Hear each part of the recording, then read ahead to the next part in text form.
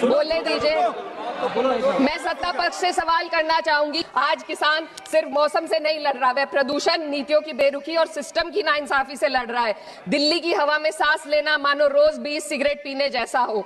भारत हर साल सर्दियों में जहरीली हवा के प्रकोप में घिर जाता है। बस संसद से बाहर कदम रखिए, एक गहरी सांस लीजिए। ये चंदन की महक नहीं, ये जहर है जो आपके हमारे फेफड़ों में उतर रहा है।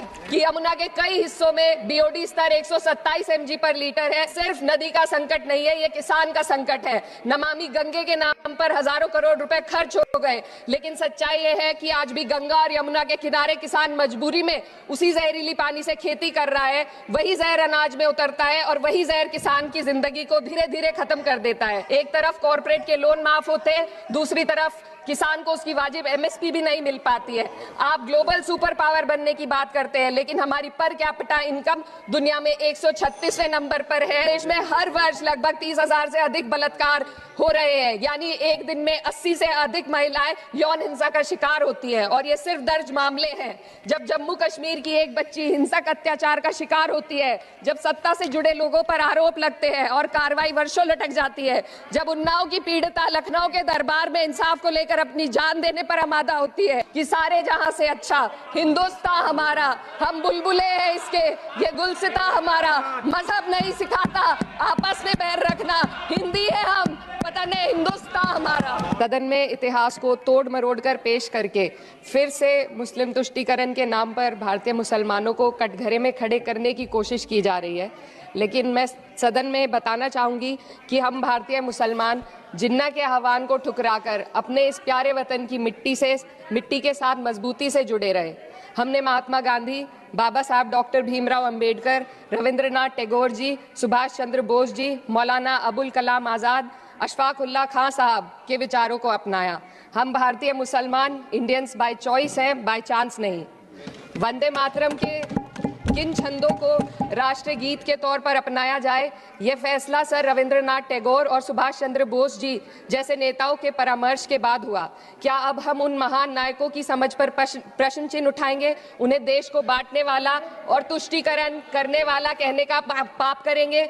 उन महान हस्तियों ने वंदे मातरम के उन छंदों को अपनाया जिन्होंने देश के हर वर्ग, हर धर्म के मानने वालों को एक सूत्र में पिरोने का काम किया। और मैं एक घटना आप लोगों के सामने रखना चाहती हूँ।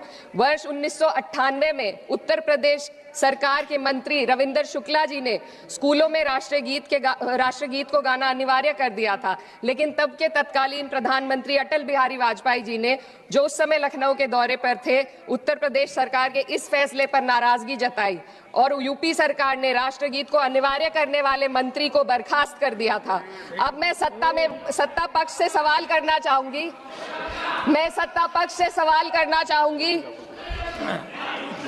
बोलने दीजिए। मैं सत्ता पक्ष से सवाल करना चाहूंगी कि जो विजन आजादी के समय के लोगों का था, राष्ट्र गीत को स्वेच्छा पर छोड़ने का, उसी का अनुसरण माननीय अटल बिहारी वाजपेयी जी ने किया, तो क्या वे भी मुस्लिम तुष्टीकरण कर रहे थे? जी नहीं, अटल बिहारी वाजपेयी जी राजधर्म निभा रहे थे। देश में सब धर्मों को एक साथ लाना, सबके जज्बात का एहसास करना ही सबसे बड़ा राष्ट्रवाद है। माननीय अध्यक्ष महोदया, आज हमें वंदे मातरम के असली भाव को समझना जरूरी है। यह गीत तो देश के जल, जंगल, जमीन, हरियाली और निर्मल हवा की वंदना को समर्पित है।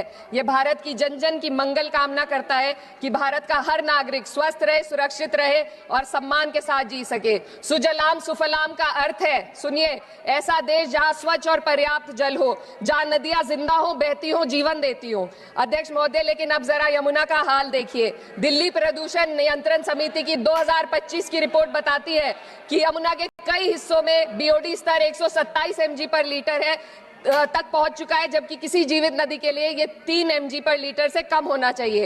ये सिर्फ नदी का संकट नहीं है, ये किसान का संकट है। नमामि गंगे के नाम पर हजारों करोड़ रुपए खर्च हो गए, लेकिन सच्चाई ये है कि आज भी गंगा और यमुना के किनारे किसान मजबूरी में उसी जहरीली पानी से खेती कर रहा है। वही जहर अनाज में उतरता है और वही जहर किसान की जिंदगी को धीरे धीरे खत्म कर देता है। अध्यक्ष महोदय, जब पानी जहर हो जाएगा तो सुजलाम कैसे होगा? जब किसान बर्बाद होगा तो सुफलाम कैसे होगा? मलयज शीतलम, मलय का अर्थ है मलय पर्वत से बहने वाली ठंडी सुगंधित चंदन जैसी हवा जो जीवन देती है, बीमारी नहीं। आज मैं इस सदन से पूछना चाहती हूँ, क्या आज के भारत की हवा मलय अजय शीतलम है? नहीं अध्यक्ष जी, बस संसद से बाहर कदम रखिए, एक गहरी सांस लीजिए। ये चंदन की महक नहीं, ये जहर है जो आपके हमारे फेफड़ों में उतर रहा है। दुनिया के 20 सबसे प्रदूषित शहरों में से 13 भारत में है। दिल्ली की हवा में सांस लेना मानो रोज 20 सिगरेट पीने जैसा हो। भारत हर साल सर्दियों में जहरीली हवा के प्रकोप में घिर जाता है। AQI गंभीर स्तर पर आ जाता है। ठंडी हवा का सपना अब gas chamber, ma'am 2 minutes, gas chamber की हकीकत बन चुका है। हम वो देश हैं जहां सरकार प्रकृति पर बने गीत का मान मर्दन तो करती है, पर उसी प्रकृति, जंगल, हवा, पेड़ को बचाने वाले कानूनों को धीरे धीरे खुद ही खत्म कर रही है। यह है आज के हमारे मलय अजय शीतलम की अफसोसजनक सच्चाई। अगर हम हवा को साफ नहीं कर पाए तो न सुजलाम बचेगा न सुफलाम बचेगा। माननीय अध्यक्ष महोदया, सस्य श्यामलम का अर्थ है ऐसा देश जहां उपजाऊ जमीन हो, जहां खेत फसल से भरे हो और किसान कर्ज और निराशा में न डूबा हो। आज किसान सिर्फ मौसम से नहीं लड़ रहा, वह प्रदूषण, नीतियों की बेरुखी और सिस्टम की नाइंसाफी से लड़ रहा है। एक तरफ कॉर्पोरेट के लोन माफ होते हैं, दूसरी तरफ किसान को उसकी वाजिब MSP भी नहीं मिल पाती है। आप ग्लोबल सुपर पावर बनने की बात करते हैं, लेकिन हमारी पर कैपिटा इनकम दुनिया में 136वें नंबर पर है।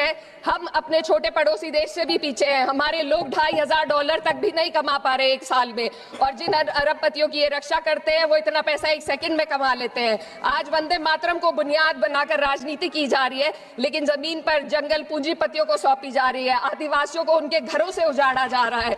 मातरम में जो माता है वे सिर्फ मातृभूमि की वंदना नहीं, वे इस धरती की हर नारी, वे इस देश की हर बेटी, हर महिला के सम्मान की बात भी करता है। लेकिन आंकड़े अगर आप देखेंगे, NCRB की हाल की रिपोर्ट के अनुसार, मैम जसवंत के अनुसार देश में हर वर्ष लगभग 30,000 से अधिक बलात्कार हो रहे हैं। यानी एक दिन में 80 से अधिक महिलाएं यौन हिंसा का शिकार होती हैं, और ये सिर्फ दर्ज मामले हैं। जब जम्मू कश्मीर की एक बच्ची हिंसक अत्याचार का शिकार होती है, जब सत्ता से जुड़े लोगों पर आरोप लगते हैं और कार्रवाई वर्षों लटक जाती है, जब उन्नाव की पीड़िता लखनऊ के दरबार में इंसाफ को लेकर अपनी जान देने पर आमादा होती है, जब बिल्किस बानो के अपराधियों का सरकार के लोग द्वारा स्वागत किया जाता है, तो ये घटनाएं वंदे मातरम की आत्मा पर चोट पहुंचाती है।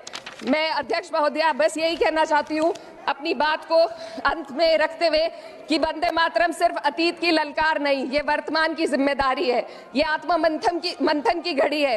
यही समय है कि हम वंदे मातरम को सिर्फ नारा नहीं, नीति और जिम्मेदारी बनाएं।